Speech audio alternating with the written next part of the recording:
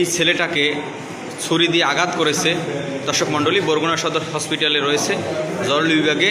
আমরা কথা বলার চেষ্টা করছি, অবশ্যই শুনেছেন। ছেলেটা এখন কথা বলতে পারছে না, ওকে এলোপাতারিভাবে ছুরি দিয়ে আঘাত করা হয়েছে।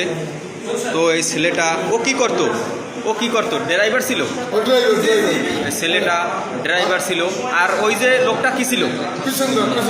এই ছেলেটাকে আঘাত করেছে। এই ছেলেটার বাড়ি কোথায়? খেজুরতলা। বাবার নাম কি? আর বাবার নাম সিদ্দিকুর রহমান। ছেলেটাকে এমনভাবে ছুরি দিয়ে আঘাত করেছে, তো আসলে হাতের বেন কেটে গেছে। তারপর এই যে দেখতে পাচ্ছি কাদা দিয়ে পুরো শরীর এই যে এলোমেলো। কি হয়েছে কৌদি ভাই? আমার মারছে, আমার মোবাইল টোবাইল লয়ে গেছে। মারছে, মোবাইল টোবাইল লয়ে গেছে। কেউ চেয়েছো? না, আমি চিনি না, কিন্তু আগে দেখলে আমি চিনি। এটা কোন জায়গা বসিয়া? দর্শক মণ্ডলী, বেতবুনিয়া টাওয়ারের কাছে এই ঘটনা ঘটেছে। দর্শক মণ্ডলী, তাদেরকে ধরার জন্য সহযোগিতা করবেন যারা এই ধরনের ঘটনা ঘটিয়েছে।